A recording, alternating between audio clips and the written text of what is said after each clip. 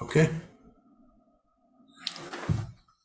Well, good morning, everybody. Here we are again on a Friday, and we're about to start the Three Consulting Amigos. We're a little short today, but that's okay. Ron's Two got Consulting an Amigos. episode he wants to do on pricing, and I think it's really important that we understand the theory of pricing, and Ron's got some real aptitude for that and some skill as well. So, Ron, with that, help us understand more about the theory of pricing. Okay, we'll do here. I'm just gonna add this up and kind of get started. Here we go. Pricing is an important thing, and in retail, it's sort of second nature. People bring things in at whatever their markup is, and then they begin marking things down when it doesn't sell or it's out of season, and they know that whatever that interpolation between their original price and the selling price was collective across that particular SKU, that's the margin, and that's what you've got to work with. Sometimes you'll lose money on that. Typically, a store will take a markup of about 52 to 55%. But that's a retail markup in other words, if you go, if it's $100, you paid about $45 to $48 for it. So a little bit more than double is what most like fashion, especially stores, deal with. But they have markdowns that could be 20, 30, 40%. And as a result, by the time that's all done, the cost could be 60, 62%, 63%, meaning that you've got a margin of maybe 30, 32, 33. We always tried to get about a 40% margin. That meant that your fixed costs had to be under 40% or you lost money. So that's just the basic. But other industries don't really like to mess with their pricing. If you're in manufacturing, as you well know, you want to have a price that's somewhat consistent because you want people to come back and buy it, and they want to know what the price is. And sometimes if you're doing contract manufacturing, you're really doing estimates and you give them a price. But what I want to talk about today is the whole idea that sometimes pricing, because pricing affects quantity, how much you're going to sell, and especially in an inflationary period, I wanted to kind of illustrate how you can use a contribution margin in order to know your pricing so that you can adjust your prices and still make more money. And that's the key, because it's fairly hard to do with a financial statement. So let's kind of dig into this, Ray. All right. Typically, and I think this might be a little bit redundant, they tend to hold their prices believing that they make more profit. And so, for instance, I've had several clients who just say, well, we need to have X amount of markup in order to make any money. And that's patently not true. But they think it is. And so they have a little bit of experience saying, okay, here's our regular markup. We made a little bit of money, and if we can just continue to increase our sales at that same markup, in other words, the same price, with the same cost factor or manufacturing cost, then they can continue to make money. But that negates the whole idea of being able to take advantage of higher volumes, because when higher volumes are achieved, lower costs happen in a couple of different ways. So in order to understand this calculation, we use a term called contribution margin. We use the word margin a lot for almost anything. But the word contribution really means that this is the margin that contributes to your fixed costs and then your profit. And so the contribution margin, and we'll speak of it as sometimes CM, contribution margin, is really calculated based on your fixed costs divided by your variable costs. And I'm going to show you how to do this because that doesn't really resonate with most people. So, but if the contribution margin is 25%, that means after you've paid for the product itself and maybe some sales commission, then that's like a 25 cents. Mm. So you stack up a whole bunch of quarters, and that, when that equals say 100, if your costs are $100, well, you've just hit break even. So whatever your break even, it could be $100, it could be $1 million, it could be whatever that break even point is. You stack those quarters up, based on your sales revenue, and you hit that, and you have broken even. That's contribution margin. Now, because at that moment in time, you have covered your fixed costs, it means the very next dollar you sell, you get 25 cents of pure profit. Cool. Just drops to the bottom line. And there it is. And from that point forward, every time you sell a dollar, you get another quarter, and another quarter, another quarter, another quarter. So the more you sell, the more money you make. Well, it doesn't have to be 25 cents. It could be 20 cents. It could be 15 cents. But whatever that is, that's real profit because you've paid for your fixed expenses and your variable expenses at the same time. That's the whole concept of break even. So I'm going to try to illustrate this in a real visual way here. So if we got a dollar equals 4 quarters, then the contribution margin would be, with a contribution margin of 25%, then you got each quarter, each dollar creates that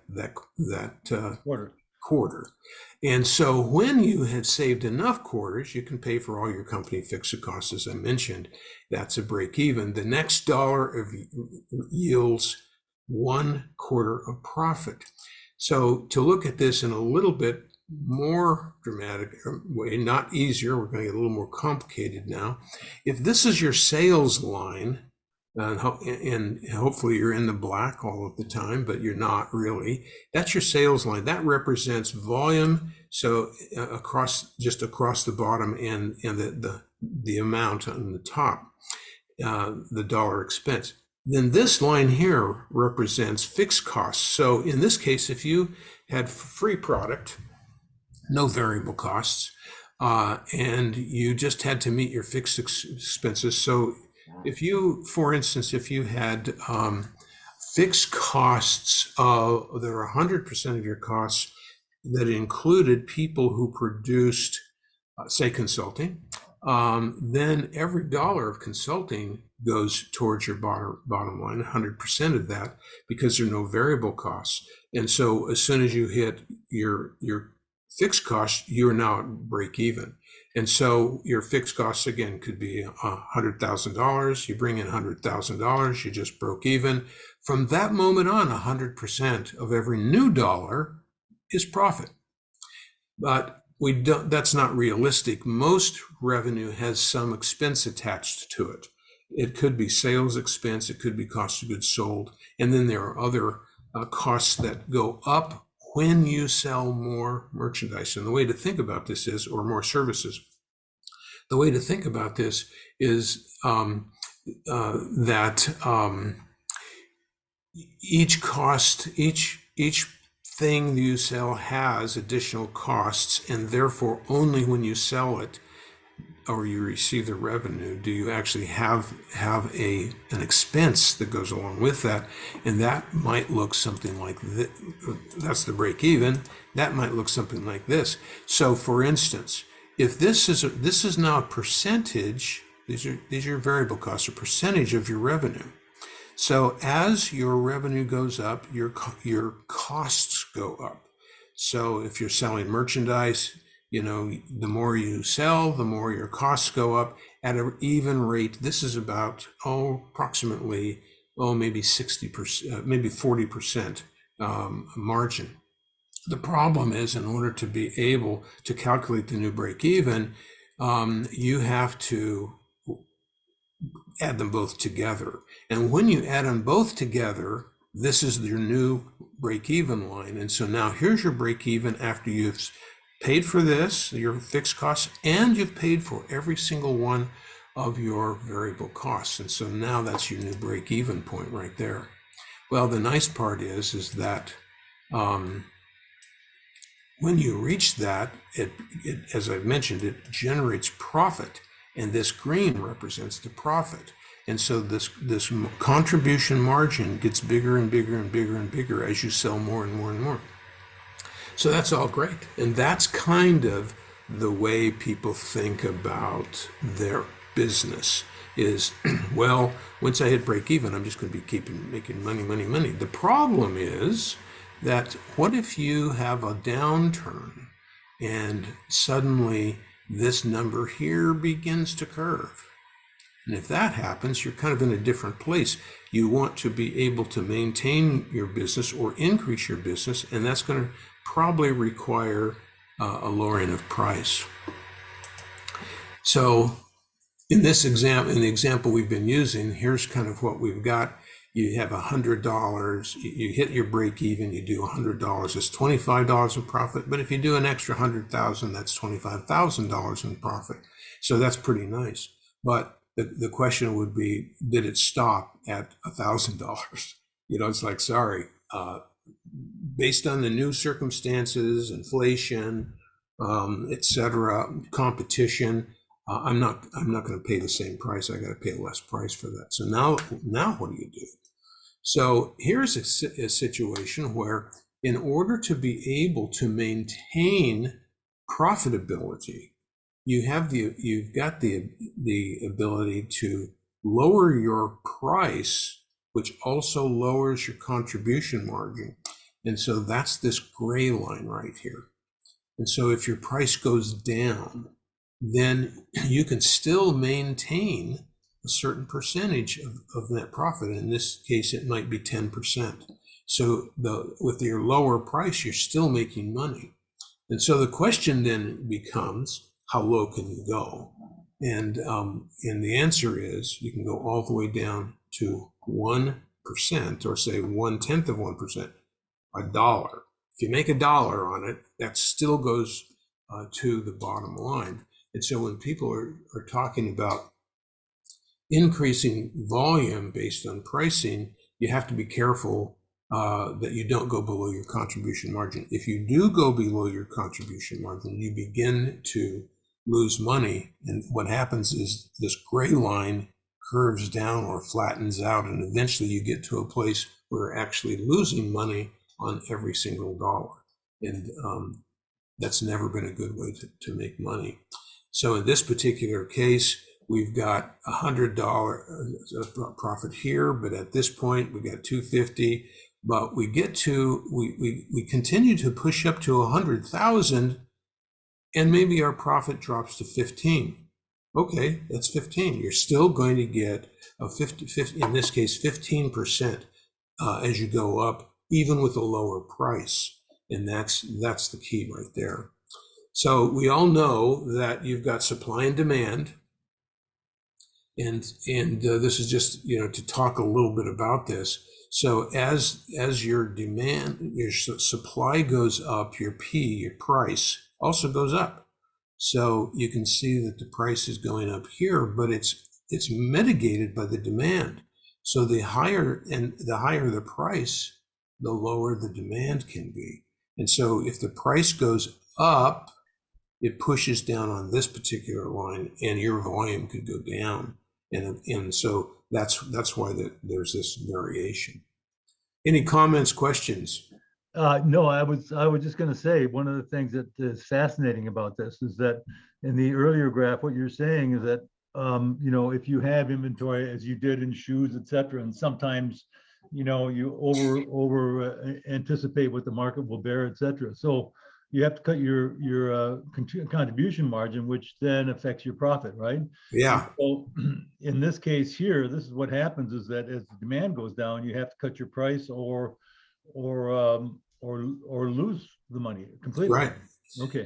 And so this is a perfect thing to talk about with our inflation the way it is, because right now they're saying, well, supply was low.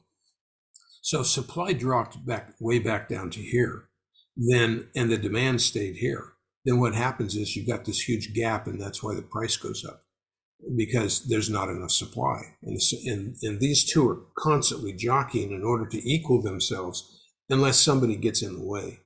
And if you have price and wage controls from the government, that's getting in the way, and that causes shortages that are just simply based on artificial things. Now you could say right now, Well, we had an artificial problem, and that was COVID.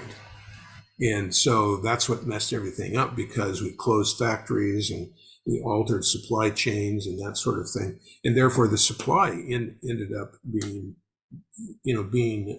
way too short in order for the demand, because demand was actually, increasing. So demand, in this case, demand was going up relative to supply, and therefore the price went up. See?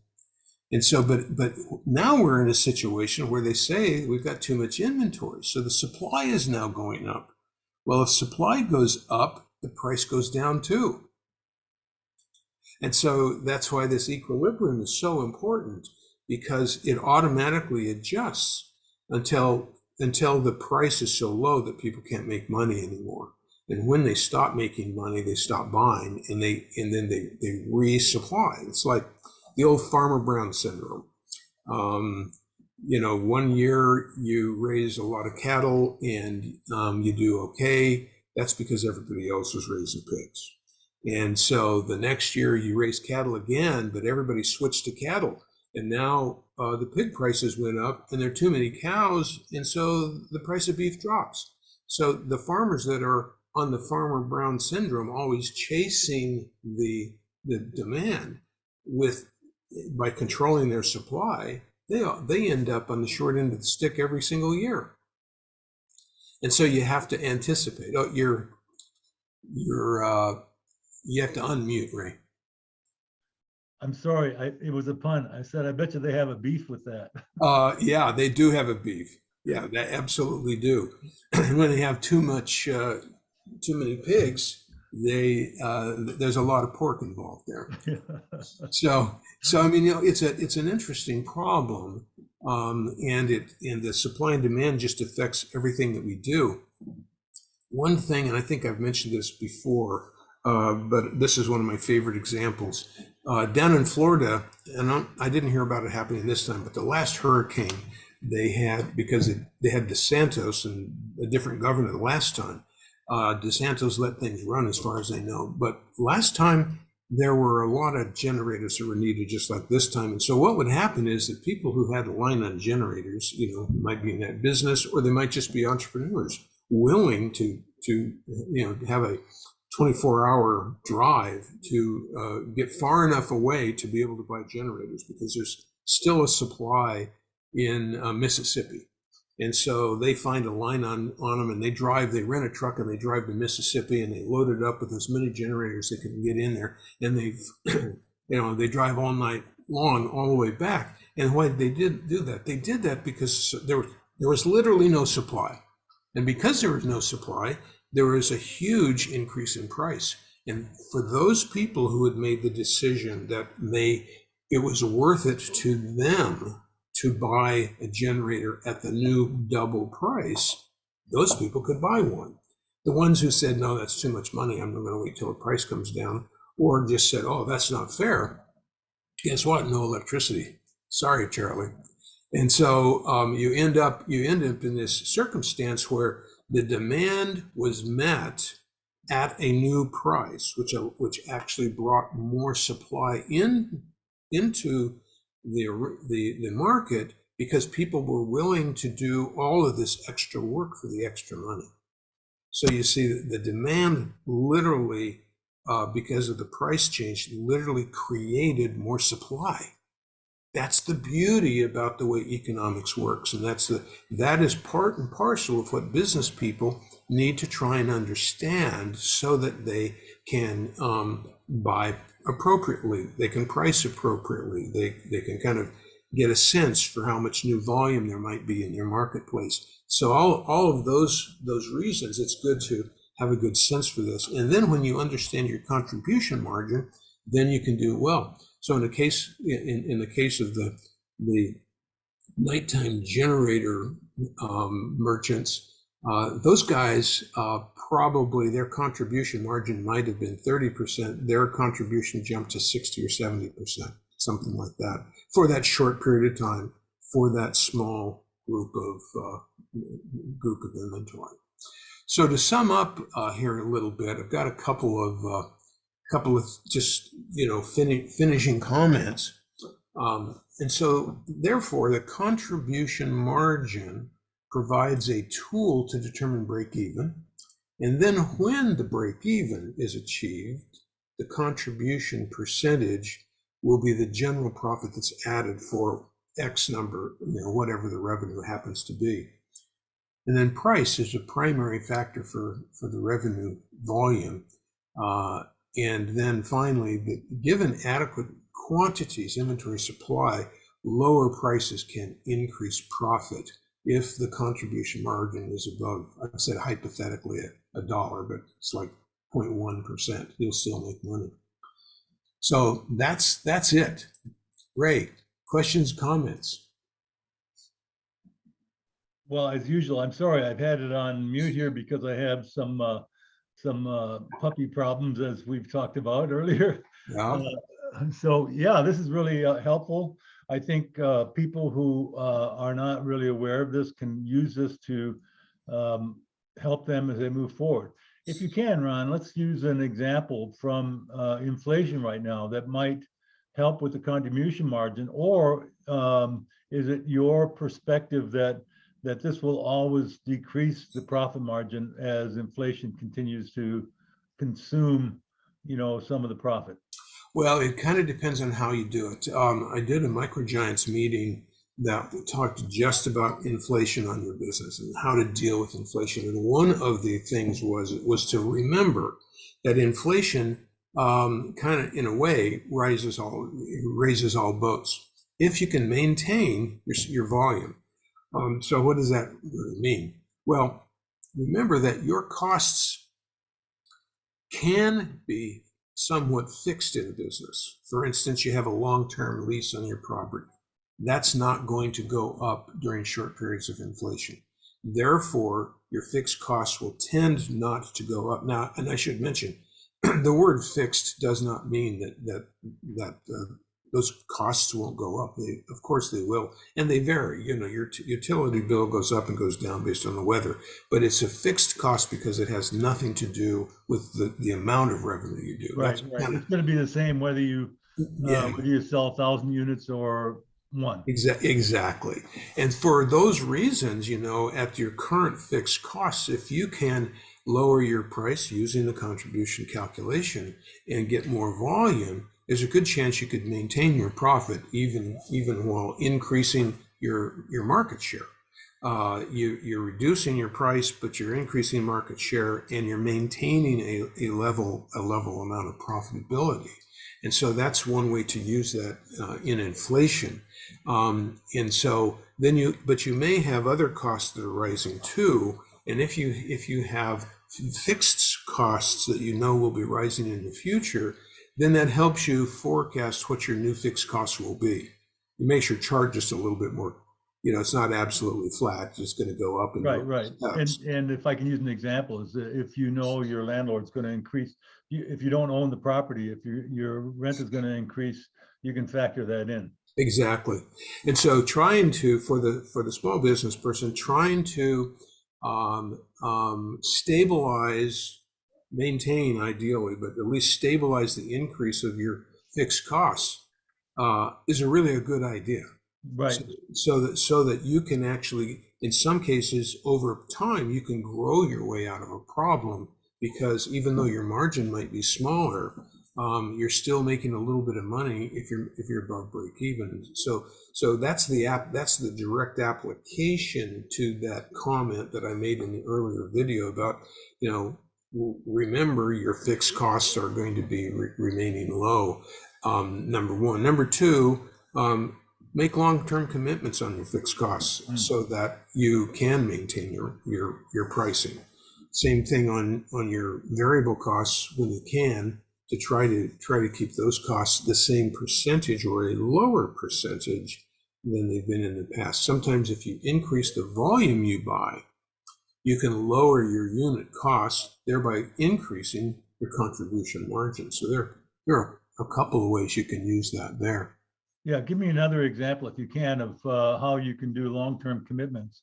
One, of course, being either your rental or your property ownership. Once that's done, that cost is pretty well fixed in. Mhm. You also mentioned, that you can get, you can make commitments on number of product that you're purchasing, and the more volume you buy, obviously, the better price you can get. Yeah, right. Can you give us some other examples? Yeah, other than those two, and I was going to mention that I was able to buy one of our primary products years and years ago, 18 months ahead of time. Mhm. And because they were willing to give me some special, they weren't able to give me lower prices, but they were able to give me commitment on quantity, Mm. and they gave me terms. And so I could bring in a whole year, I had a whole year's worth of merchandise at a price that was known. Now, during the year, this was during the high inflation in the late 70s. During the year, there would be 3 or 4 price increases on those same boots in this case.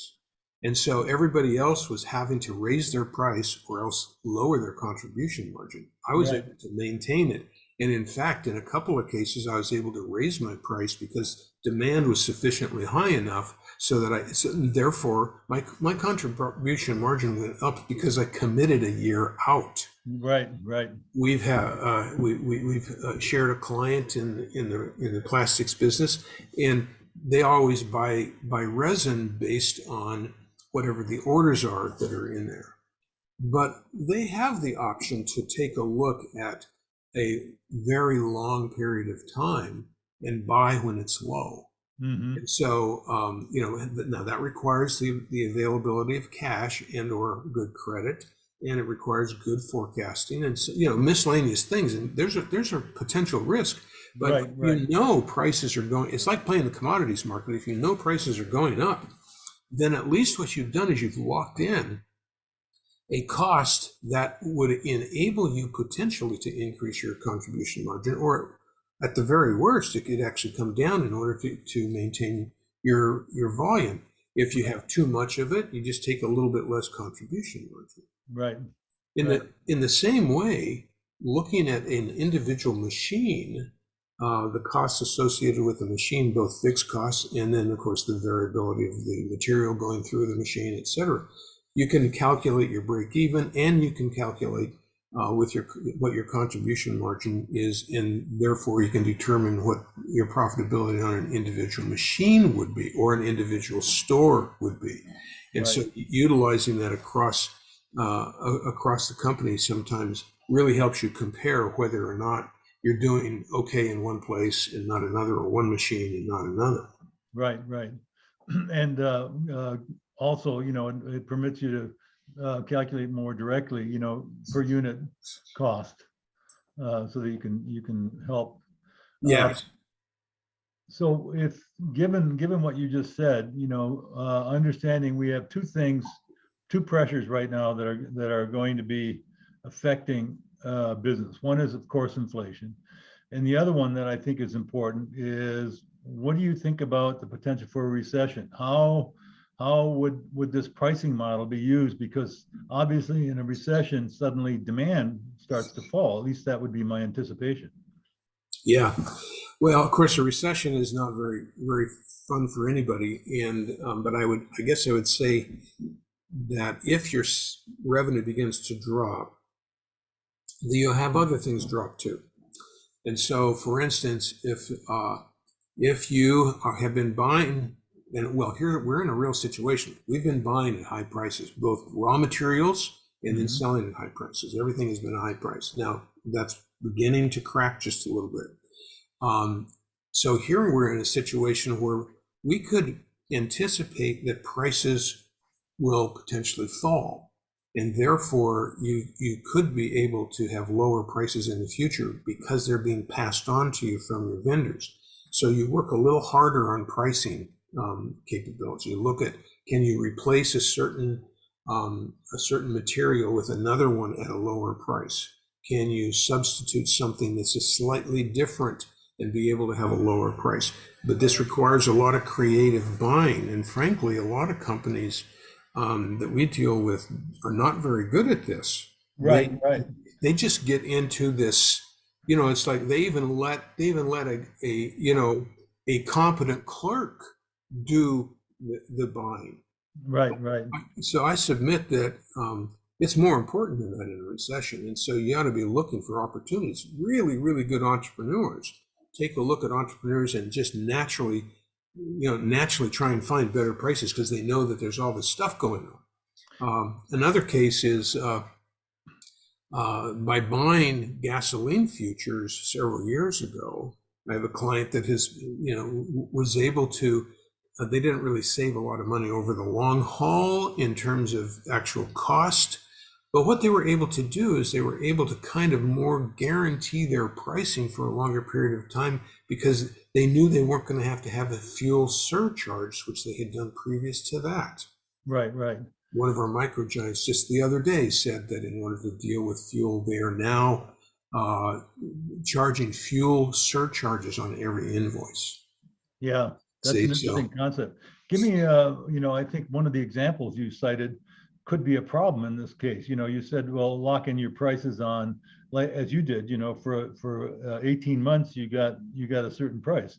If there had been a real downturn in the economy, you would have been stuck with that pricing even moving forward. Is that one of the risks of having long-term fixed costs?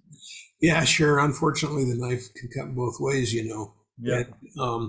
And this was when I was making those decisions, I was doing it based on having a really good sense for, how much of this particular product that I could actually sell.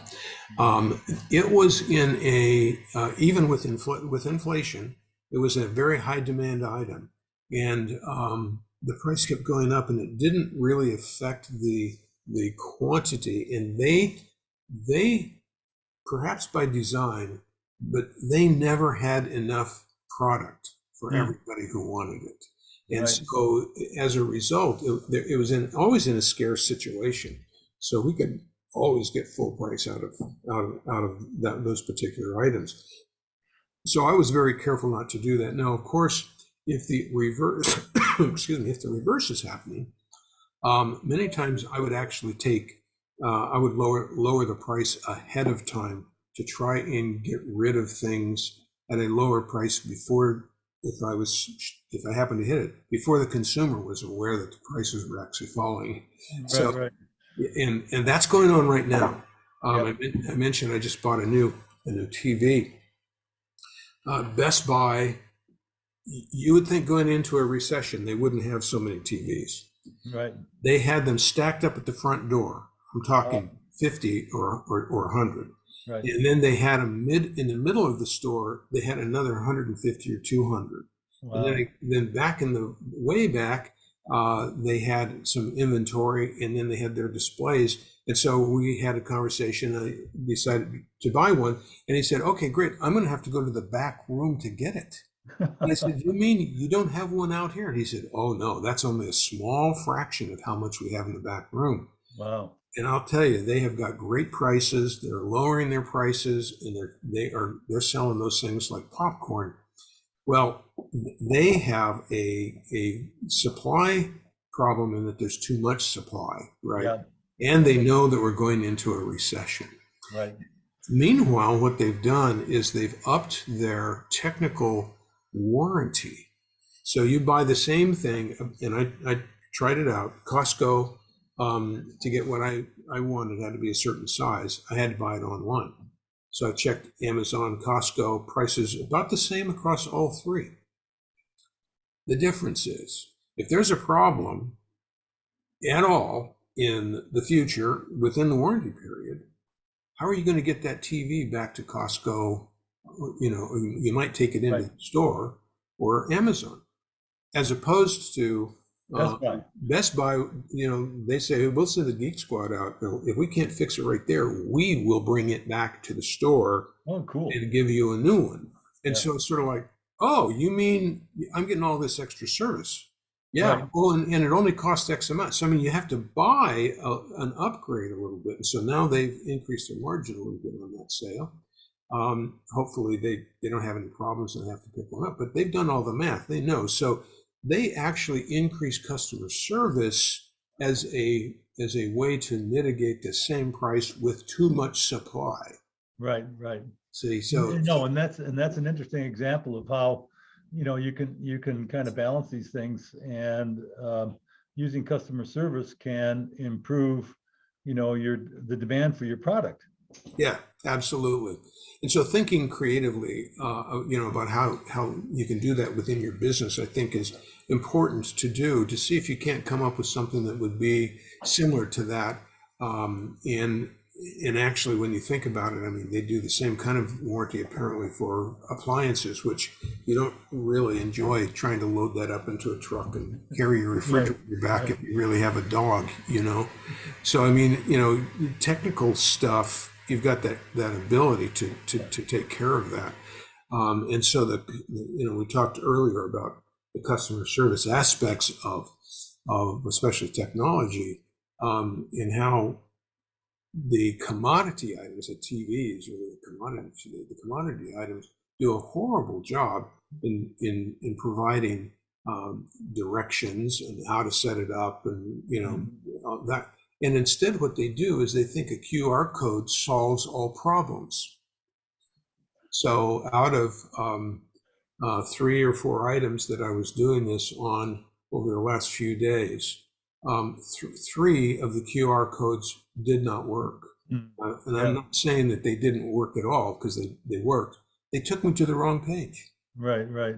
So, you're looking for a solution to a problem, meaning give me the full user's manual online. Not there. Yeah. Or when you get the full user's manual, it's no better than the crappy one that they sent you, and it's just a little page. They call it a manual, and it's a fold-out page this big with teeny print. Now, I suppose you could argue that guys our age don't buy that many TVs, but you said you just bought one. Yeah, no, I just did. And let's put that back in the perspective of the pricing model that you just went over with us. And the fact of the matter is, in the long term, those sorts of issues can increase customer dissatisfaction, which then impacts that pricing model, because basically the demand starts to drop. That's exactly right. Yeah. And they're different. The different strategies are interesting in going into a recession. So which ones of these will work? Costco takes a very minimal markup, right from the start, and passes it on to its members. And I think they're fairly legitimate about that. But they make no bones about how they handle their merchandise. That's, say, not food items. Right. It is, they buy it when it's available. Yeah. So they're not going to have a full selection of toasters, or even scotch. They buy scotch based on pricing and availability. So you don't have a full selection when you go in there.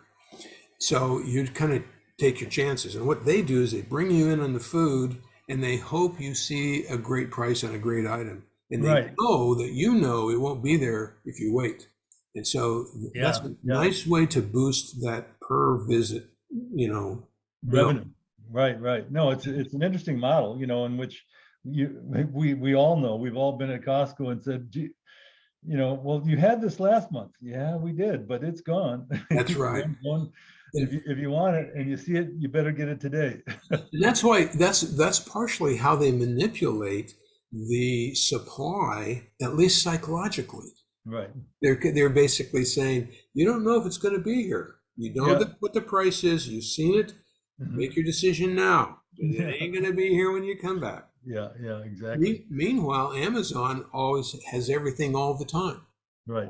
It's a totally different strategy.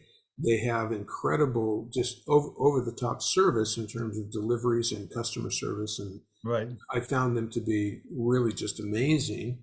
And that's how they deal with it. And then we talked about how Best Buy deals with it in terms of adding a level of service. And those are 3 examples. I think you got the low cost provider on one hand, you got the everything all of the time on the other hand, and then the higher service. Those are three ways that small businesses can think about their business. Many of them never consider which one of those they are. No, and that's a very good point, Ron. I think, the interesting item on that is that the price points for all three of those are very close to one another. So the decision on the terms of the consumer is based on what is more important to him. And so as an example, the one that you just used, Best Buy ended up being more of what you needed because you were getting a lot, the service that you thought was more important to what you're going to do. So Yeah, and the price was literally a few dollars different. And right. so, it's a matter of, well, do I want the warranty or not? And I typically never buy warranties because I know they've done the math, and if the math works for them, it works the same for me. But so literally, it comes down to convenience. I don't want to carry this big TV around. Yeah, that's right. I just don't want to deal with that. I don't want to move an appliance. I'm too old. Back when I was, when we were younger, we did stuff like that. Yeah, no. Well, thank you. I think this is a good episode. I think we ought to wrap it up for today. And I really appreciate it. I know it gave me some insights, and my hope is that the people who are watching will also be able to benefit from your example of how to price and make the contribution margin that's going to make your business successful. Sounds good. Thank you for that, Ray. We'll see you next week. Yeah, cool.